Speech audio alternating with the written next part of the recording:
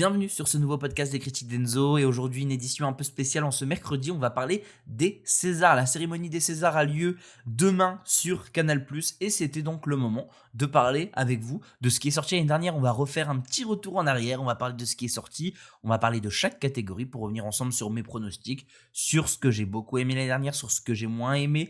On est sur une année, je trouve, que ce soit en termes de cinéma français ou de cinéma américain, une année pas forcément hyper qualitative. Alors vous allez voir que je vous dis que j'ai aimé beaucoup de choses, mais j'ai pas surkiffé beaucoup de choses comme ça a pu être le cas il y a quelques années. Là c'était vraiment une année en dents de scie, je trouve, et je trouve qu'il y a surtout beaucoup de loupés, beaucoup de manquements dans ces Césars, et on va en parler. Et sachez que je vais refaire exactement la même chose pour les Oscars.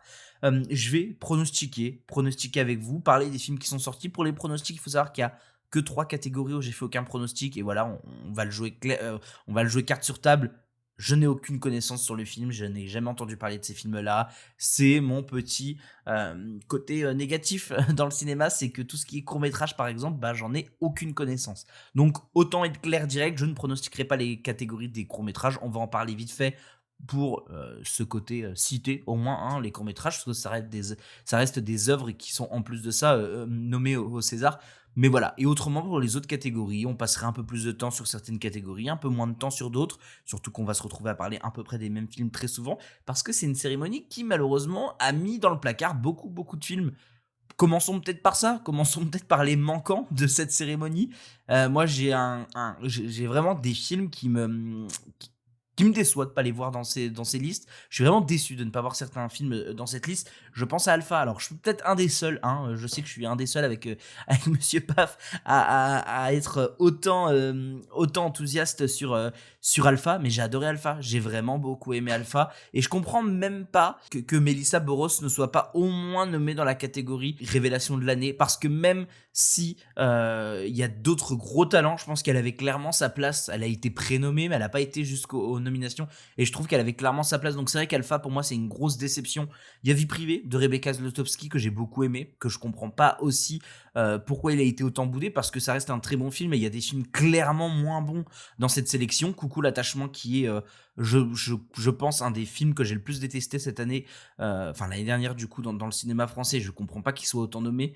Je pense aussi à Rapace, qui a été une vraie grosse surprise, un très bon thriller français avec un Roche Dizem qui était vraiment très cool, et une Mallory Wanek aussi vraiment très bonne. On a Le Roi Soleil, qui était un premier film très étonnant, très perturbant, que j'ai vraiment beaucoup aimé, qui était en présélection pareil pour les révélations de l'année, mais qui a malheureusement été nommé nulle part. Il y a On Ira, qui je trouve peu nommé, parce que je crois qu'On Ira est nommé dans une catégorie, mais voilà, je trouve ça bizarre. Et le dernier film que j'ai noté, moi, qui m'a vraiment marqué, c'est des films que j'ai vus. Je sais qu'il y a L'Épreuve d'amour, que j'ai pas forcément vu, ou On vous croit, qui ont été deux gros films de fin d'année qui étaient très importants, mais c'est Moi qui t'aimais, que j'avais beaucoup aimé. Je ne comprends pas que Marina Foy ou Roche Dizem ne soient pas nommés dans les catégories meilleur acteur, meilleure actrice, parce que ce qu'ils font dans le film est vraiment très intéressant, surtout Marina Foy, que j'aime beaucoup dans ce rôle de Simone Signoret. Donc ça, c'était pour les petits manquements, hein, de cette cérémonie. On va vite fait parler des catégories dont je vous ai parlé, les courts-métrages, et on commence avec cette première catégorie, les meilleurs courts-métrages d'animation. On a Les Belles cicatrices de Raphaël Jouzo, on a Dieu est timide de Jocelyne Charles, on a Fidelo de Sandra Desmazières. J'en ai entendu parler d'aucun, je vais pas faire mon connaisseur là-dessus, je ne vais vous donner aucune autre information, mais je voulais quand même les citer parce que je trouvais ça important. Ça reste des œuvres d'art qui ont été faites et qui ont été mis en avant par les Césars. On a aussi les meilleurs courts-métrages documentaires avec Aubin des Dames de Margot Fournier, on a Carouache de Laïs Descasté. Je vous le préviens d'avance, je vais tout écorcher. Voilà, je le préviens d'avance, je suis nul sur les noms de famille, et 3/4 des gens, je ne les connais pas, je vais les écorcher, je préfère prévenir d'avance. Et on a Ni Dieu ni Père de Paul Kermarek. Donc voilà, pareil, hein, je n'ai aucune connaissance sur cette catégorie-là, mais je tenais quand même à les citer. Et la dernière catégorie qu'on va passer en vite fait comme ça va être les meilleurs courts-métrages de fiction, avec Big Boys Don't Cry de Arnaud Delmarle. On a deux personnes échangeant de la salive de Nathalie Mousteata et Alexandre Singh. On a Mort d'un acteur de Ambroise Rato, et on a Wonderwall de Roisin Burns. Pareil, je n'ai entendu parler d'aucun de ces cours, mais très important quand même de mettre en avant le cinéma de court-métrage, même si moi j'ai une culture très mauvaise là-dessus. C'est très très important de parler de ces courts-métrages-là. Et je crois que tous sont disponibles sur France TV. Et j'ai pas fait, j'ai pas fait mon travail d'aller tous les regarder. Et je suis vraiment désolé, mais j'avais plein d'autres choses à faire. Mais je voulais quand même en parler dans la cérémonie. Autre catégorie où je vais pas vous donner beaucoup de précisions, c'est les meilleurs films documentaires. On a À bicyclette de Mathieu Milcuse. Ça va être affreux, je vais écorcher tout le monde, je m'excuse. On a Le Chant des forêts de Vincent Munier. On a Le cinquième plan de La Jetée de Dominique Cabrera. On a Personne n'y comprend rien de Yannick Kergoat. Et on a Put Your Soul on Your Hand de Siped Farsi. À savoir que sur les documentaires, il y en a 3 que je connais, que j'ai même pas vu, pour vous dire à quel point je suis une merde sur ce genre de catégorie. Il y a 3 que je connais. On a Le Chant des forêts parce que c'est un Vosgien, ça parle de les Vosges. Il est né dans la même ville que moi. Je suis pressé même de le voir. Je ne sais pas pourquoi, j'ai pas eu ce réflexe d'aller le voir au cinéma. Et je pense qu'en plus c'est un film à voir au cinéma. C'est un film qui a extrêmement bien marché. À chaque fois que je vais au cinéma, il y a du monde qui va en salle pour ce film. Et c'est assez fou. En tout cas, dans ma ville, ce film a extrêmement bien marché. Je suis très content. Comme je vous ai dit, c'est un Vosgien. Le sujet a l'air d'être super. Le film a l'air d'être super. Je vais essayer de le rattraper parce que vraiment, je suis nul en documentaire. Mais s'il y a un film documentaire qu'il faut que je vois, c'est quand même un film qui parle de ce que pas de ce que je vis, hein, bien sûr, mais du biome dans lequel je vis quand même, parce que vraiment, ça a été tourné à 20 km de chez moi, quoi. C'est vraiment dans les forêts à côté de chez moi. Donc je trouve ça hyper intéressant. À bicyclette, je crois que c'est mi-docu, mi-fiction, un peu comme les filles d'Olpha. Je crois que c'était ça, de la même réalisatrice qui a fait la voix de Indrajab. Et l'autre documentaire dont j'ai entendu parler, c'est Personne n'y comprend rien, qui est le documentaire qui parle de l'affaire Sarkozy-Kadhafi, si je me trompe pas, et qui est, à ce qui paraît, hyper intéressant. Pareil, ce genre de documentaire, je vais essayer de le rattraper dès que j'ai la possibilité, parce que en plus de ça, ça fait partie de la culture, donc je trouve ça hyper intéressant. Vraiment, je mets en avant là-dessus les docs. Si on peut voir les docs, les amis, allez voir les docs, c'est toujours intéressant. On va passer à la catégorie où là je m'y connais un peu plus, c'est les meilleurs films étrangers. Et encore, vous allez me détester, j'en ai pas vu beaucoup sur cette sélection. On a L'Agent secret de Kleber Mendoza Filho. On a Black Dog de Guan Yu. On a Sirat d'Oliver Lax. Et on a Une bataille après l'autre de Paul Thomas Anderson. Et on a Valeurs sentimentales de Joachim Trier. L'Agent secret représente le Brésil, Black Dog représente la Chine, Sirat représente l'Espagne, Une bataille après l'autre représente les États-Unis, et Valeurs sentimentales représente la Norvège, le Danemark et l'Allemagne. Donc c'est une coproduction, à savoir que Sirat aussi, c'était une coproduction avec la France et l'Espagne. Je trouvais ça complètement con de mettre la France dans le meilleur film étranger, c'est pour ça que j'ai bien mis en avant plus l'Espagne. Et c'est pareil, L'Agent secret, je crois qu'il y a un financement français, parce que c'est aussi noté comme ça. J'ai pas vu L'Agent secret, on m'a fait trop peur avec le film, je ne sais pas pourquoi ils ont pas critiqué le film, au contraire, ils ont dit que c'était très bien, ils ont dit que c'était juste très compliqué et pas très accessible. Et je ne sais pas pourquoi, ça m'a fait peur et je me suis dit non. Et je m'en veux, hein, honnêtement, je m'en veux actuellement de pas avoir été voir le film, parce qu'à ce qui paraît, il est vraiment très très bien. Black Dog, il était juste pas diffusé, et pourtant j'en ai entendu du bien tout le long. Sirat, je suis un peu mitigé sur Sirat, je trouve pas que ça soit un très très grand film. Je trouve qu'il y a ces éléments un peu choquants à la fin et au milieu du film qui viennent et qui, waouh, ok, te remet dans le film. C'est un film de sensation. Le problème, c'est que avant je me fais chier, je me fais chier, et il y a que ces 3 moments là où je suis en mode waouh, ok, c'est super, c'est ça le cinéma.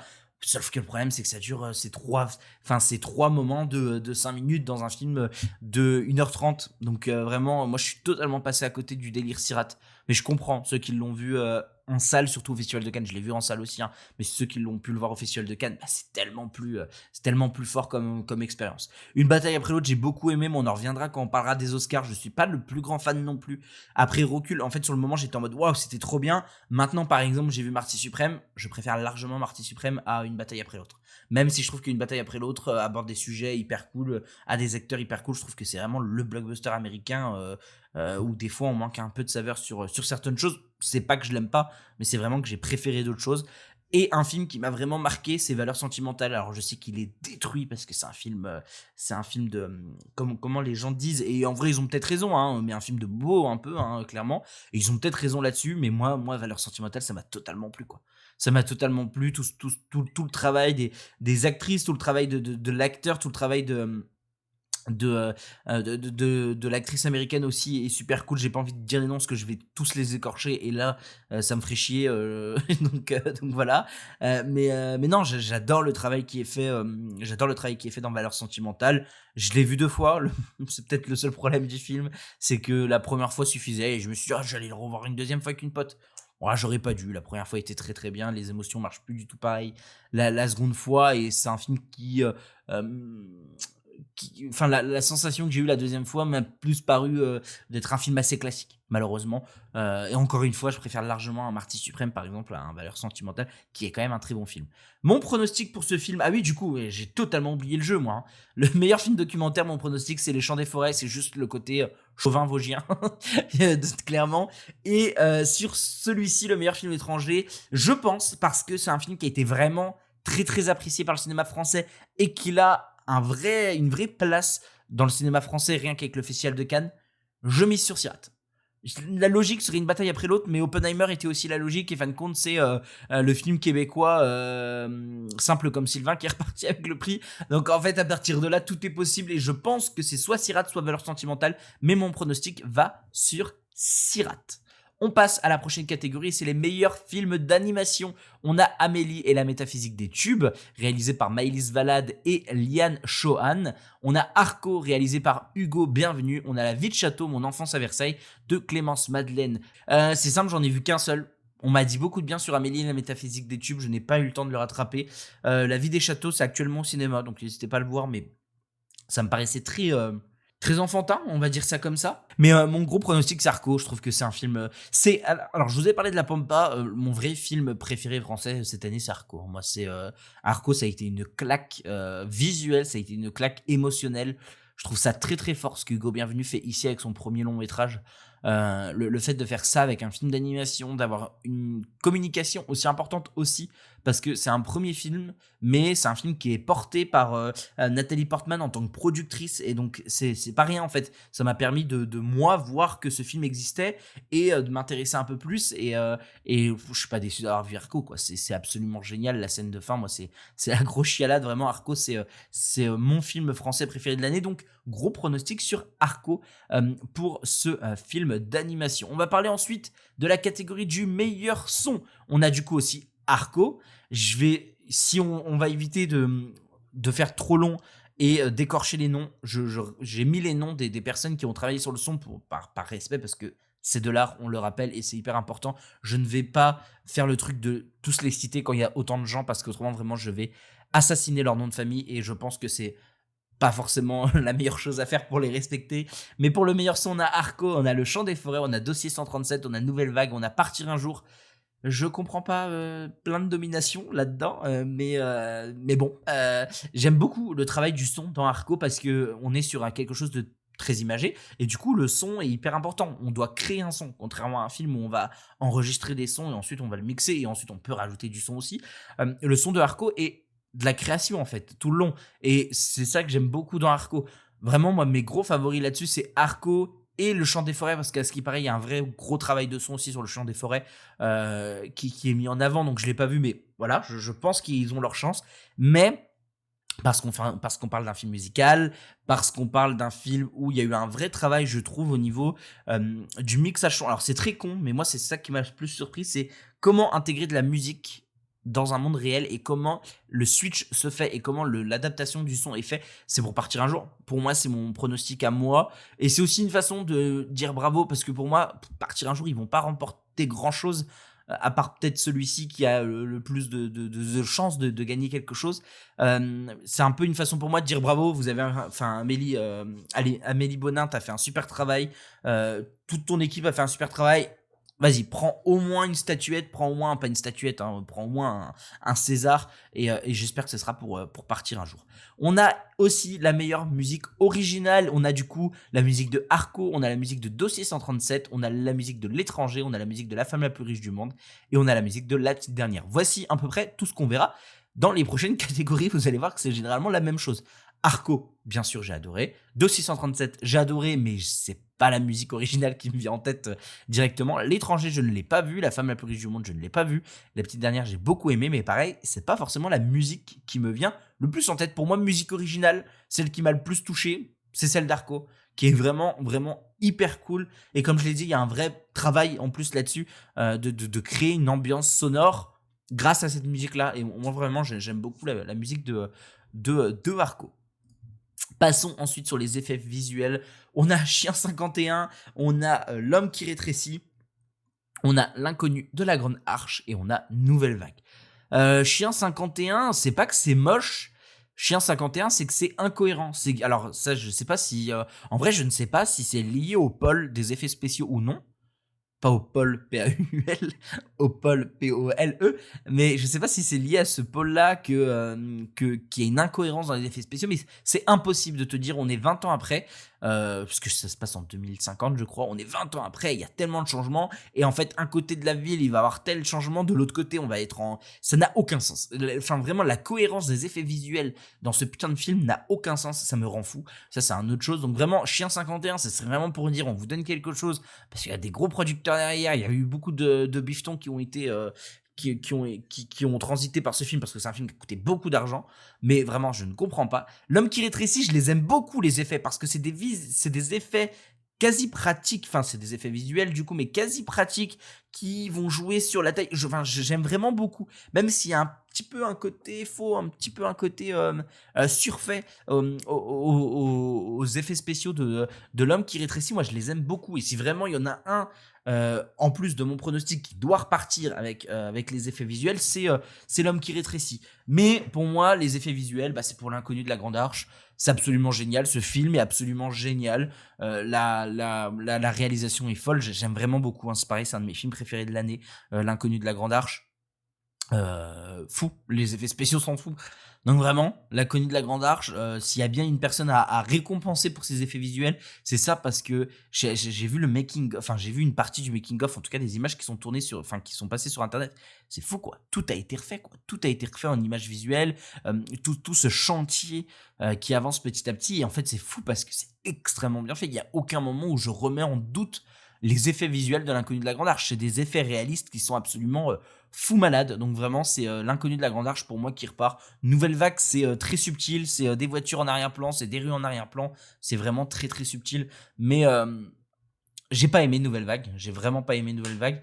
Et dans le message que veut nous faire passer Nouvelle Vague sur cette idée de faire un film hommage à Godard, mettre des effets visuels, du coup, n'a aucun sens. Vous voyez ce que je veux dire? Enfin, je trouve ça ridicule de pas profiter du cadre naturaliste qu'on te propose, quitte à le remodeler avec des décors de cette période-là, mais de vouloir faire des effets visuels, enfin je ne comprends pas, parce que pour moi ça va encore à l'encontre de ton message, quoi. C'est tout le problème du film pour moi, c'est qu'il va complètement à l'encontre du message de base qui est je vais rendre hommage à Godard, alors que le film, pourtant j'ai pas vu j'ai pas vu de Godard du tout, juste je sais un minimum la personnalité, le cinéma, et en fait je trouve que le film est un contre-message complet contre ce qu'il fait, mais ça c'est un autre débat, on en reparlera peut-être un peu plus tard. Parlons des meilleurs costumes, ça va aller très vite pour les meilleurs costumes. On a La Condition qui est sorti en fin d'année, qui a fait malheureusement très très peu de bruit, film d'époque je crois. On a La femme la plus riche du monde, on a Dracula de l'horrible Luc Besson, on a Nouvelle Vague, et on a La venue de l'avenir. Pour avoir vu les costumes d'à peu près chaque film, alors La femme la plus riche du monde, je trouve pas qu'il y ait des costumes incroyables. Nouvelle Vague, c'est pareil, c'est pas les costumes les plus sophistiqués. Dracula, ils sont complètement moches. J'ai pas vu le film, heureusement, mais j'ai pas vu le film, mais juste j'ai été voir des extraits, parce qu'on m'a dit que c'était extrêmement moche, et effectivement c'est extrêmement moche parce que c'est tout du faux et ça se sent à l'image, et je trouve que c'est le pire truc qui peut arriver.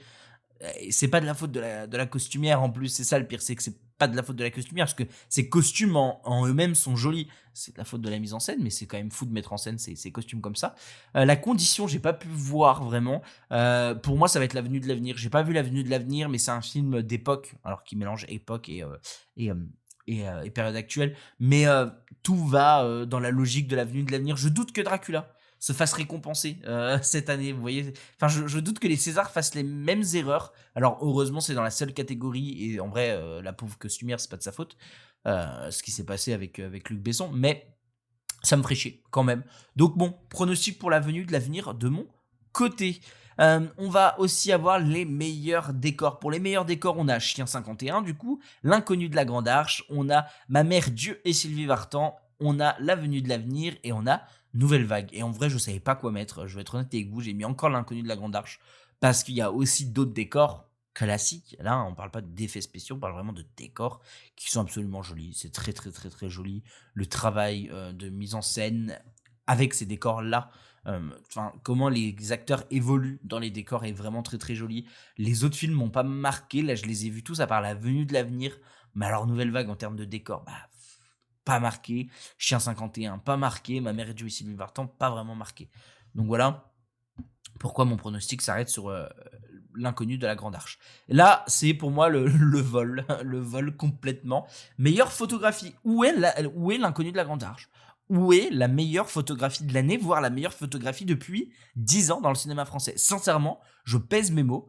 Le travail qui est réalisé sur l'inconnu de la Grande Arche, que ce soit en termes de mise en scène, mais aussi avec le chef, le chef-op du film, avec cette photographie qui est extrêmement puissante dans l'inconnu de la Grande Arche, c'est absolument magnifique à regarder. Les plans sont absolument bien éclairés. Enfin, c'est assez fou quand même de voir à quel point le travail de la photographie sur l'inconnu de la Grande Arche est absolument génial. C'est une des plus belles choses que j'ai vues cette année. Où est l'inconnu de la Grande Arche? Je ne comprends pas. Et vraiment, c'est des films que je trouvais être extrêmement moches. L'attachement, c'est un téléfilm dégueulasse.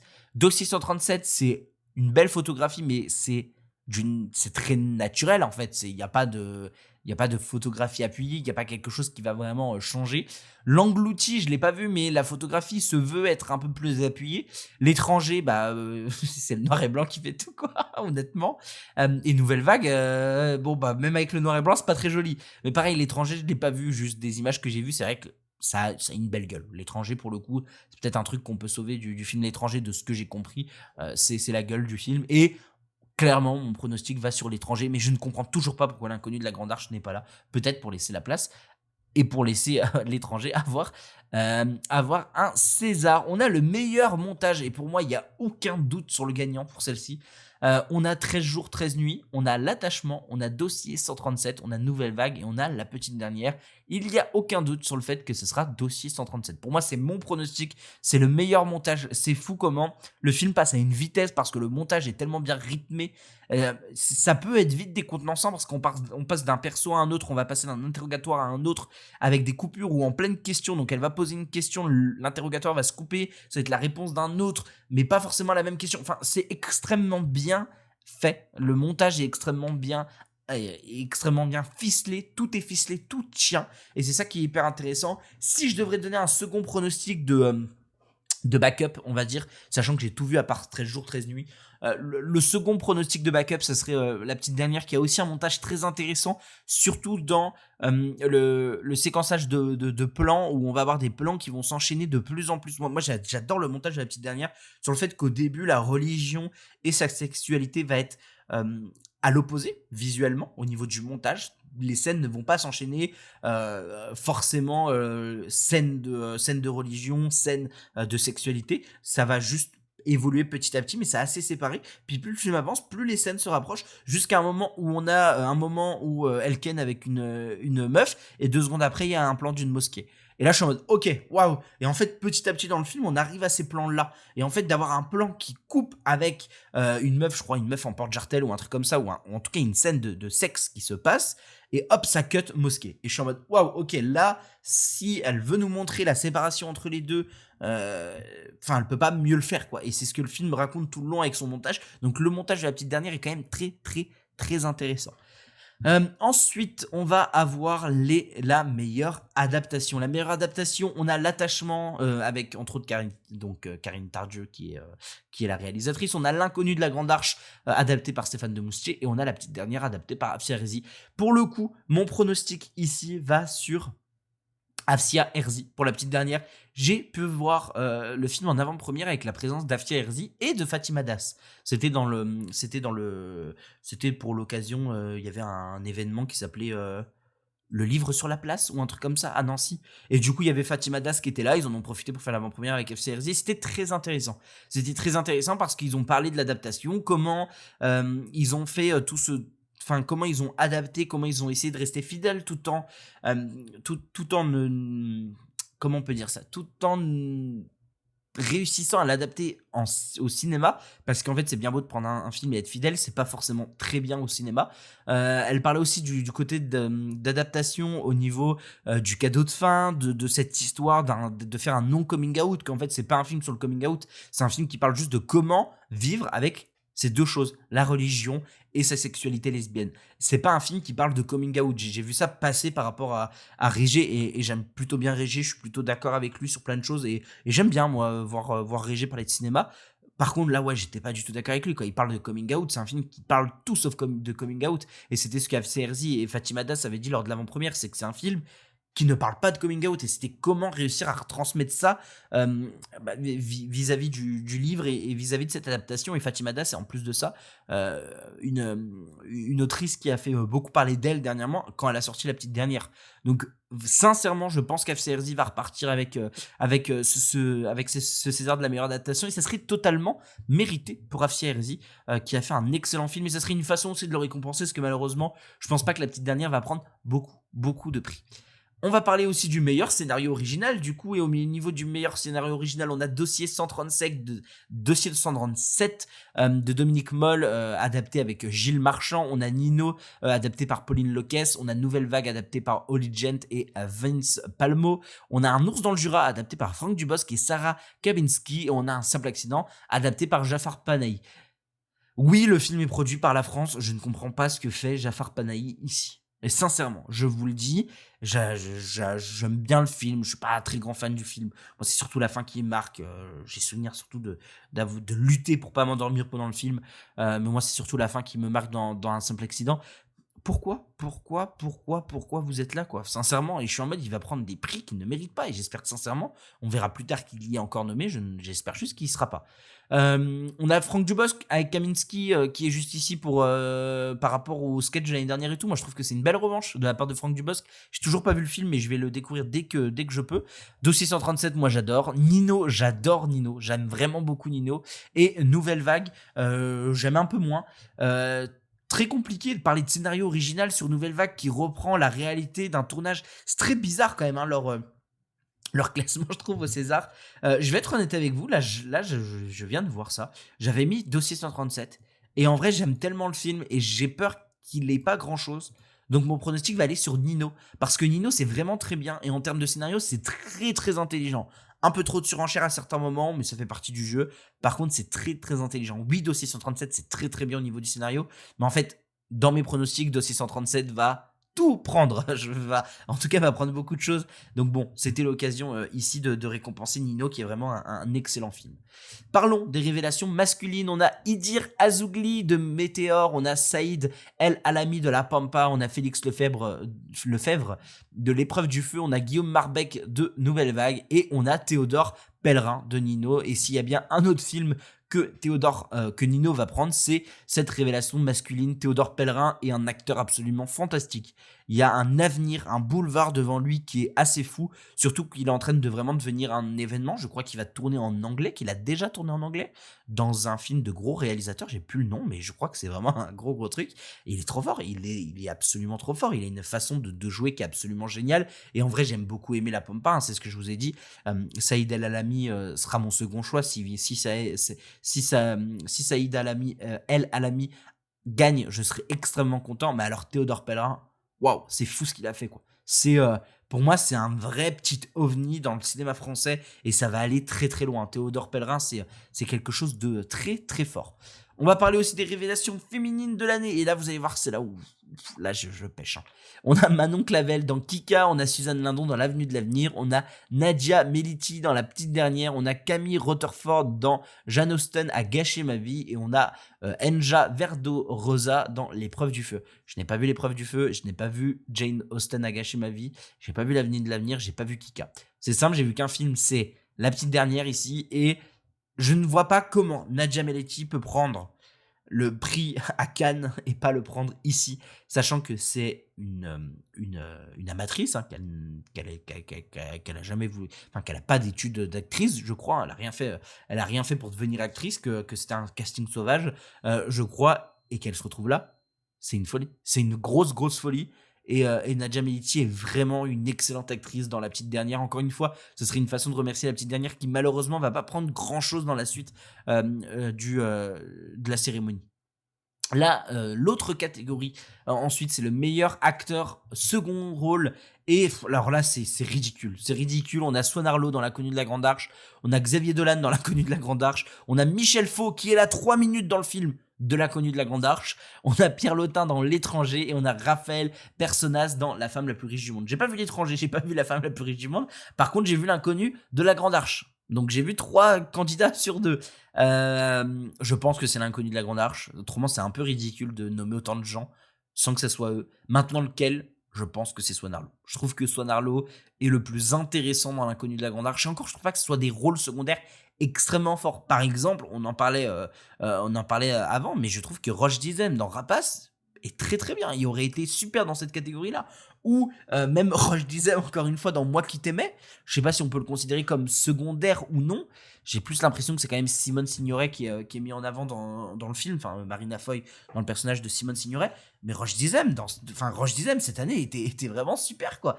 Donc et pas que, hein, en fait j'ai pas parlé aussi de Classe Moyenne, mais une excellente comédien un peu noire, tu vois. Classe Moyenne, qu'est-ce que Laurent Lafitte ne fait pas dans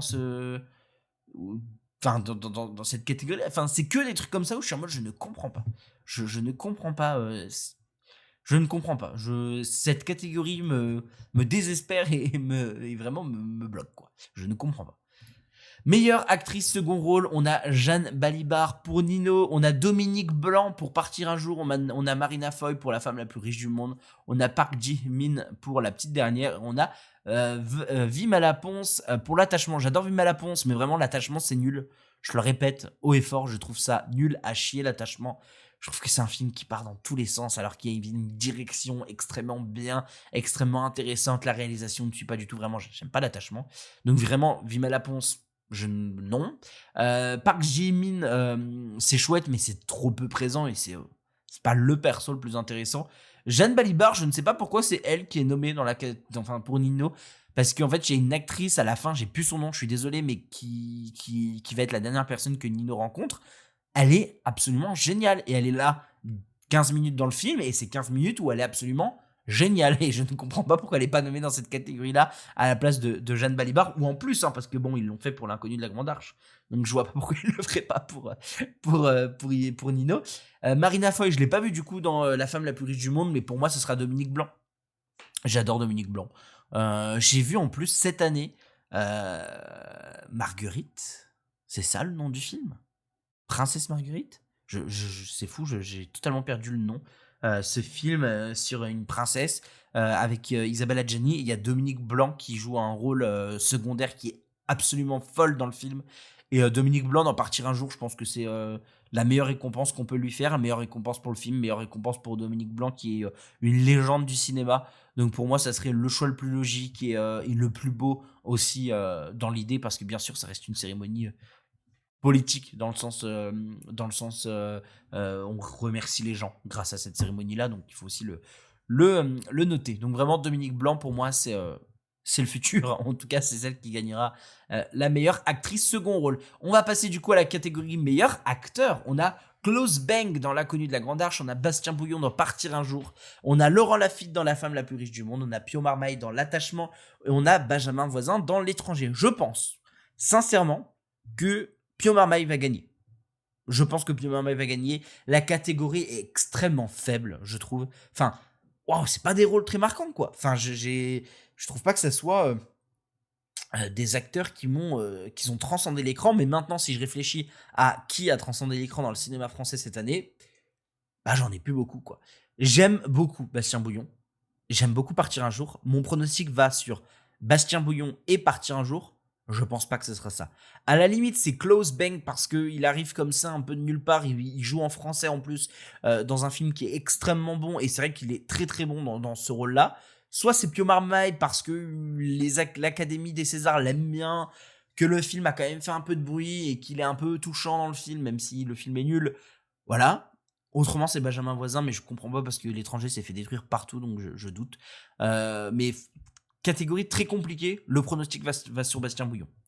Par contre, contrairement à cette catégorie-là, il y a une autre catégorie qui est un peu plus facile. C'est meilleure actrice. On a Leila Bekti pour Ma Mère Dieu et Sylvie Vartan. On a Valérie Bruni Tedeschi pour L'attachement. On a Léa Drucker dans Dossier 137. On a Isabelle Huppert dans La femme la plus riche du monde. Et on a Mélanie Thierry dans La chambre de Mariana. Pour moi, il n'y a aucun doute. La personne qui doit partir avec ce César, c'est Léa Drucker dans Dossier 137. Déjà, je trouve ça aberrant qu'elle soit pas nommée pour L'intérêt d'Adam, parce que je la trouve même meilleure. Après, c'est un film belge. Est-ce que ça bloque peut-être? Mais L'intérêt d'Adam, je la trouve même meilleure que dans Dossier 137. Mais dans Dossier 137, elle surclasse quand même tout le cinéma français. Sincèrement, moi, Léa Drucker, je m'incline. C'est une de mes actrices françaises préférées. Elle détruit tout. Elle est trop forte. Et vraiment, Dossier 137, L'intérêt d'Adam, les deux films où j'ai vu Léa Drucker jouer cette année, les deux, elle surclasse le cinéma français. Et vraiment, il y a Leila Bekti peut-être avec Ma Mère Dieu et Sylvie Vartan qui peut prendre quelque chose pour le côté transformation, personnage sur plusieurs années et tout ça. Maintenant, on n'est pas aux Oscars. Ça, c'est des rôles vraiment à Oscar. Ma Mère Dieu et Sylvie Vartan. César, ils sont un peu moins chiants là-dessus. Ils vont un peu moins récompenser les gens qui vont vraiment avoir ce genre de rôle. Moi, Léa Drucker, sincèrement, Léa Drucker, Dossier 137, elle est trop forte. Elle est trop forte dans tout ce qu'elle fait. Et d'autant plus dans Dossier 137. Donc, pour moi, vraiment, gros point d'exclamation sur Léa Drucker qui va remporter ce César, j'en suis persuadé. Passons au meilleur réalisateur, meilleure réalisatrice. On a Karine Tardieu pour L'attachement, on a Dominique Moll pour Dossier 137, on a Stéphane Demoustier pour L'inconnu de la Grande Arche, on a Richard Linklater pour Nouvelle Vague, on a Assia Herzi pour La petite dernière. C'est Richard Linklater, qui n'est pas français, qui vient et qui prend son putain de César avec Nouvelle Vague, je pète un câble. Vraiment, je pète un câble. Je connais pas le reste de la carrière de Linklater, enfin je le connais de nom. Je connais bien sûr ce qu'il a fait, je connais sa façon de travailler, je connais tout ça. Je n'ai jamais vu, c'est plus ça. J'ai pas encore découvert son cinéma, il faut que je regarde les Before et tout ça. Mais Before Sunset, After, enfin, vous connaissez la trilogie, il faut que je la découvre. Mais putain, Nouvelle Vague, c'est nul. C'est vraiment pas très bien. Et si Linklater vient enculer tout le cinéma français à cause de ça, ça me ferait tellement chier parce que là, on a quand même L'inconnu de la Grande Arche, on a quand même Dossier 137, on a quand même La petite dernière, en plus une femme, Assia Herzi, on a quand même L'attachement, même si c'est même niveau que Nouvelle Vague pour moi. Et surtout Stéphane Demoustier, quoi. On va en parler, mais Stéphane Demoustier est pas dans le meilleur film. Et je comprends pas pourquoi Stéphane Demoustier est pas dans le meilleur film. Mais s'il y a bien un réalisateur, moi, qui m'a surpris, je me suis dit, ok, le mec est implanté, le mec est en train de devenir un des meilleurs réalisateurs en France, c'est Stéphane Demoustier. Stéphane Demoustier, il sort des films tous les ans. Tous les ans, c'est les meilleurs films. J'ai pas vu Borgo, à vrai dire. Mais moi, j'avais vu La fille au bracelet, qui est un excellent film aussi. Mais alors là, L'inconnu de la Grande Arche, pour moi, il s'impose en tant que gros réalisateur français, quoi. Stéphane Demoustier est trop fort et s'il part pas avec s'il part pas avec ce César-là, je ne comprends pas. Et mon second choix, parce que je mets quand même un petit second choix, Assia Herzi. Parce que c'est important de récompenser les femmes, parce que c'est un film qui est politiquement important, parce que c'est un film qui est important tout court, qui est en plus de ça un très bon film. Donc vraiment pour moi c'est ces deux-là qui doivent gagner. Dominique Moll, j'en parlerai plus tard, mais c'est pas sur la réalisation que pour moi il va gagner, c'est sur meilleur film. Mais ça on en parle juste après. Parlons avant ça du meilleur premier film. On a Arco de Hugo Bienvenu, on a L'épreuve du feu d'Aurélien Pire, on a Nino de Pauline Loquès, on a La Pampa d'Antoine Chevrolier et on a Partir un jour d'Amélie Bonin. C'est fou, hein, c'est la meilleure sélection de tous les Césars, c'est celle-ci, c'est celle où en tout cas mon œil sera le plus attentif, ou en tout cas mon cerveau sera le plus attentif sur cette catégorie-là. C'est pour moi là où il y a les meilleurs films de l'année, Arco, Nino, La Pampa, même Partir un jour, hein, j'ai tellement passé un bon moment devant Partir un jour. L'épreuve du feu, je ne l'ai pas vu, c'est le seul que j'ai pas vu. Mon pronostic va être sur Arco parce que j'aime quand les films d'animation cassent un peu les codes et vont chercher un peu plus loin que juste être un film d'animation. Et pour moi, c'est un film absolument génial. C'est fou qu'Hugo Bienvenu propose ça en premier film. Les deux autres pronostics où je serai content, ce sera en vrai tout le monde par L'épreuve du feu parce que j'ai pas vu le film et que ça m'intéresse pas vraiment. Je vais être honnête avec vous, tout le monde me dit faut que tu vois, ça m'intéresse pas. Mais Nino La Pampa, Partir un jour, le plus méritant quand même serait Nino ou La Pampa, en plus d'Arco. Mais Partir un jour me ferait extrêmement plaisir parce que c'est une vraie drôle de proposition qui en plus de ça se retrouve en ouverture de Festival de Cannes. Donc c'est encore plus une proposition intéressante. Et parlons du meilleur film de l'année. Ce qui est fou, c'est que le meilleur film de l'année, pour moi, est le meilleur premier film. Enfin bref. Le meilleur film de l'année, on a soit L'attachement de Karine Tardieu, on a Dossier 137 de Dominique Moll, Nouvelle Vague de Richard Linklater, La Petite Dernière d'Afsé Herzi et Un Simple Accident de Jafar Panahi. Exactement le même discours sur Un Simple Accident et sur Nouvelle Vague. Si les deux, qui sont des films que je trouve être mid, qui sont vrais. Alors, la Nouvelle Vague, je le trouve vraiment pas bon. Un Simple Accident, je le trouve bon, mais sans plus. Dans les films politiques de ce genre, j'aime beaucoup plus La Graine du Figuier Sauvage qui s'est fait bouder l'année dernière, moi je crois. Mais en tout cas, vraiment, Un Simple Accident, c'est cool, mais sans plus. Si Jafar Panahi et Richard Linklater viennent à prendre le César pour meilleur film pour ces films-là, vraiment, ça me ferait très chier. Surtout qu'à côté, on a deux gros films français, avec La Petite Dernière d'Afsé Herzi et Dossier 137 de Dominique Moll, et un film, en tout cas, qui est beaucoup aimé, L'attachement de Karine Tardieu. Pour moi, c'est Dossier 137. De toute façon, Stéphane Demoustier ne peut pas le prendre. L'Inconnu de la Grande Arche ne peut pas être le meilleur film. C'est pour ça qu'il prend pour moi la réalisation et que le meilleur film se dirige vers Dossier 137 parce que putain, ce film est trop bien et qui va mériter comme La Nuit du 12, même si j'ai pas aimé La Nuit du 12, mais La Nuit du 12, c'est ce qui s'est passé. La Nuit du 12, ça a été la grosse révélation, le gros film politique qui a un peu gagné, gros film politique, en tout cas qui disait des choses, qui a gagné ce prix. Là, putain, je veux que Dossier 137, pour tout ce que le film parle politiquement, parce que c'est un film, un vrai film politique, pour la qualité du film, pour la rage que j'ai sentie en sortant du film, pour tout ça, je veux que Dossier 137 gagne ce putain de prix. S'il vous plaît, vraiment, Dossier 137, c'est trop bien. Et ça me ferait chier qu'il gagne pas, en fait. Ça me ferait vraiment chier qu'il gagne pas et que ça soit vraiment le pire scénario pour moi, c'est que ça soit Linklater ou Panahi, même si Panahi c'est hyper important hein, pour l'image, pour ce que ça raconte par rapport à sa situation et tout ça, c'est hyper intéressant. Mais putain, s'il vous plaît, pas de Panahi ou de Linklater qui gagne n'importe quel César, à vrai dire. Hein. En vrai de vrai, n'importe quel César. C'est une cérémonie française, j'aime bien quand le cinéma français est mis en avant. Et je trouve ça, surtout que là, Nouvelle Vague, à la limite, ça met en avant des acteurs français. Simple Accident, putain, il n'y a rien de français à part les sous qui ont été injectés dedans. Et je trouve ça con de récompenser le catch, de récompenser le cinéma, le catch. Moi, j'étais sur mon autre passion là. Mais ça me rend fou de récompenser le cinéma français avec des films qui sont français, mais que au niveau de la thune. Mais bon, voilà, c'est comme ça, hein, c'est comme ça que ça fonctionne aussi, hein, mais je suis très curieux d'avoir vos retours, n'hésitez pas à me pronostiquer, faites-moi vos pronostics sous mes TikTok, sous YouTube, sous Spotify, sous Deezer, partout, vous pouvez écrire des commentaires, faites-moi vos pronostics, même si vous ne faites pas toutes les grosses catégories, n'hésitez pas à réagir par rapport à mes pronostics. Nous, on se retrouve, je pense quand même vous faire une petite émission spéciale samedi matin, comme ça moi je vous tourne ça vendredi, on parle de la cérémonie, on parlera des gros points, parce que c'est ce genre de cérémonie qui est assez politique, où ils disent beaucoup de choses, où c'est très intéressant, donc je me dis que ça peut être intéressant, donc n'hésitez pas à venir à discuter avec moi de vos pronostics, et on se retrouve du coup samedi matin, à savoir que cette émission va peut-être sortir mardi matin, mercredi matin, peu importe quand vous l'écoutez, si vous l'écoutez mardi matin, mercredi matin, si vous l'écoutez mardi, mercredi, c'est jeudi soir sur Canal+ directement. C'est en clair, hein, je crois, donc tout le monde pourra voir. Ça risque d'être une très bonne cérémonie. J'aime beaucoup les cérémonies. Le cinéma français va être mis en avant. C'est le plus important. Donc voilà. En tout cas, moi, je vous souhaite une très bonne journée, très bonne soirée, très bonne matinée si vous m'écoutez le matin. Merci de me suivre, vous êtes de plus en plus nombreux. On n'hésite pas à s'abonner sur TikTok, sur YouTube, sur Spotify, sur Deezer, sur Apple Podcast. Partout, vous pouvez vous abonner.